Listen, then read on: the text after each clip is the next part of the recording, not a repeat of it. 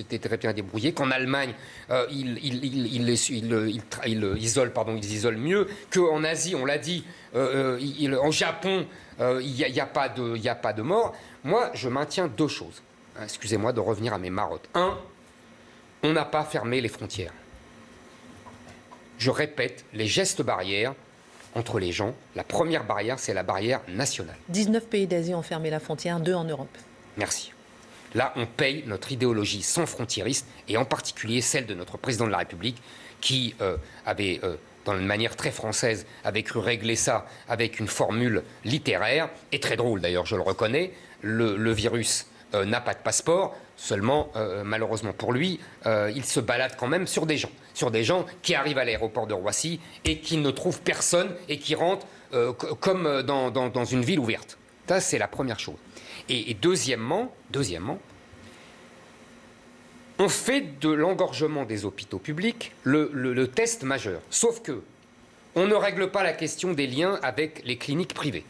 C'est toujours la même discussion. J'ai l'impression de revenir en mars-avril, on disait déjà ça. Et on ne nous donne pas les chiffres d'ailleurs. Et merci. Le nombre de lits occupés dans le privé. Voilà, on va se retrouver encore avec des cliniques privées vides. Oui, mais si, mais on est les rois pour ça. Ils se parlent, c'est très informel. Non, mais ils se parlent, mais publiquement, les chiffres. Vous voilà, pouvez on a chercher les chiffres. Et surtout, on les a cherchés sur Atlantico. Je vous assure que les chiffres. Merci. Le nombre de malades présents en réanimation à l'heure actuelle dans les cliniques privées n'est pas. Jean-Sébastien, en plus, ils se parlent, mais c'est laissé à la discrétion des gens. Ils se parlent parce qu'ils veulent se parler. C'est des groupes WhatsApp, etc. C'est informel. C'est quand même extraordinaire. Ouais. Pays de fou. Bon. Et deuxièmement, on a peur d'engorger les hôpitaux et qu'il n'y ait pas de lit de réanimation et qu'on dise « Ah ben toi, on te réanime, toi, on ne te réanime pas. » Bon, choix cornélien, impossible. Mais avant, on peut peut-être éviter qu'ils arrivent à la réanimation. On peut peut-être essayer de les soigner. Et là, on revient à la question Raoult. Moi, je ne suis pas ni un pro-Raoult, ni un anti-Raoult, mais au moins, il pose une bonne question. Il pose une question qui est, on peut peut-être essayer de les soigner avant qu'ils n'arrivent à la réanimation. Non pas pour les guérir, mais au moins pour qu'ils... Si, quand même pour les guérir. Non, mais... Oui, vous comprenez ce que je veux dire. Le traitement. Oui, voilà. Regardez, je prends un exemple qui n'a rien à voir, une comparaison, parce que c'est notre génération. Le sida, on ne guérit pas.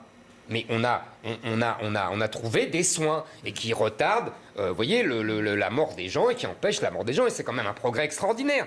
Donc on pourrait, c'est ce que dit Raoult, il a raison là-dessus. Enfin, c'est d'une logique, il n'y a pas besoin d'être un grand médecin. On pourrait soigner les gens pour qu'ils n'arrivent pas à la réanimation et qu'on ne se retrouve pas dans ce mur de l'engorgement des hôpitaux. Or, qu'est-ce qui s'est passé? Parce qu'on sait quand même mieux faire. Il nous reste peu de temps. Bien sûr. On sait quand même qu'est-ce qui s'est mieux qu'au printemps. Non, c'est quand même, il s'est passé quand même. Il faut rappeler ce qui s'est passé. Il nous reste 4 minutes. C'est que Macron a insisté, vous savez, vous vous souvenez de la séquence quand il est arrivé à Raoult, etc. Il a insisté pour mettre dans l'étude qui était faite par les administrations sociales le protocole médical de Raoult. Et puis il y a eu l'étude Lancet, vous vous souvenez, cette escroquerie magistrale. Et là, immédiatement, Véran et les autres sont précipités en disant « Hop, on enlève le traitement Raoult du protocole. » Bon. Et on s'est aperçu que cette étude Lancet était bidonnée. Mais on n'a pas remis. Après, dans l'étude faite par le gouvernement, le protocole Raoult. Donc on nous dit, ah bah oui, il n'a pas été confirmé par le protocole randomisé, là, en double... Oui, rien n'a été etc. trouvé, rien n'a été validé. Je vais vous dire, ces études randomisées en double aveugle, je ne sais pas comment on appelle ça, c'est du bidon. Parce que personne n'accepte de ne pas être soigné. Donc les gens ne vont... Si, parce qu'on le fait pour d'autres trucs, mais oui. Non, mais Didier Raoult, est devenu le bouc émissaire d'une administration parisienne. Ça ne lui donne pas pour autant raison scientifiquement. Mais juste un exemple. Oui. Même sans études randomisées, la pénicilline, 6 mois après sa découverte, on était sûr que ça marchait. La chloroquine, on ne le sait toujours pas. À l'époque, il n'y avait pas d'études. S'il y avait une efficacité majeure, même sans essai randomisé, avec pardonnez-moi, maintenant, avant, il n'y avait pas d'études randomisées. C'est depuis le sida qu'il y a des études. Mais on voyait l'efficacité. Alors, on lui a donné vraiment. Il nous reste peu de temps. Mais je dis pas que c'est le bon Dieu.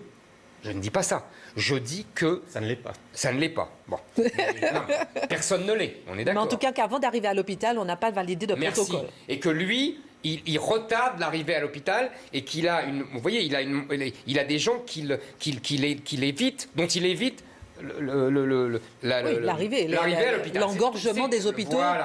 C'est tout ce qu'il essaye de faire. D'ailleurs, pas seulement lui, des tas de médecins. Mais c'est ce que j'allais dire. Ont essayé, et c'est là où il y a eu quelque chose d'un peu fou au printemps, d'ailleurs, c'est que d'un seul coup, l'État central, ou les mandarins parisiens, ont voulu piétiner la liberté de prescription des médecins. Quand vous avez une maladie qu'on ne sait pas tellement comment soigner, on laisse les médecins tester des choses ou d'autres. Pour le coup, là-dessus... Jean-Sébastien, il nous reste 2 minutes, vous laissez terminer sur sa chronique. Après, c'était ce que j'allais dire. Alors, il vous aide. Je parlais des cliniques privées, et c'est la même chose pour la médecine libérale.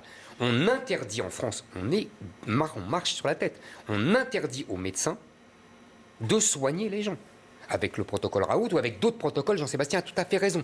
Alors qu'en Allemagne, alors qu'aux États-Unis, les médecins donnent ce protocole Raoult ou d'autres protocoles. Ils essayent de soigner. On interdisait à des départements d'avoir des masques aussi. Ils font leur métier. En France, on interdit aux médecins de faire leur métier. Mais c'est une folie douce.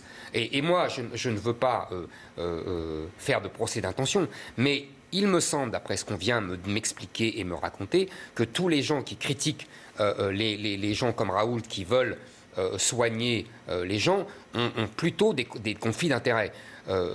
C'est des gens comme par hasard qui ont des liens avec l'industrie pharmaceutique, etc. Comme par hasard. Donc, si vous voulez, il y a quand même des questions à se poser.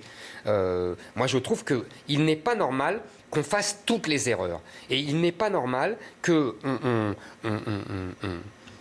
refuse de soigner les gens et surtout qu'on donne des arguments qui se retournent. Je vous donne un dernier exemple. On nous dit, on est tous d'accord ici, on ne veut pas trier les malades, cette histoire de trier les malades dans l'hôpital, etc. Mais qu'est-ce qu'on fait dans les EHPAD ? Mais on le fait aussi dans les hôpitaux, hein, je vous rassure. Mais bien sûr. On n'en est pas encore là, mais bien sûr. Mais dans les hôpitaux, on les trie. On les trie. On sait exactement les vieux qui vont mourir de toute façon, et donc on les laisse mourir. Et pire, on leur donne le fameux Rivotril, le médicament qui accèle... Dans les EHPAD, oui. Dans les EHPAD. Et il y a un décret d'octobre, je crois, 2020, qui autorise le Rivotril, qui est une espèce d'euthanasie hypocrite. Et là, on ne dit rien. Il nous reste peut-être 3 minutes pour vous puissiez réagir. Peut-être une question à vous tous pour terminer. Est-ce qu'il n'y a pas... une minute? Combien de temps? 1 minute. Moi, dernière question. Est-ce qu'il n'y a pas un paradoxe entre le contrôle sanitaire de la crise et le pouvoir qui échappe aux politiques de façon générale? Moi, ça me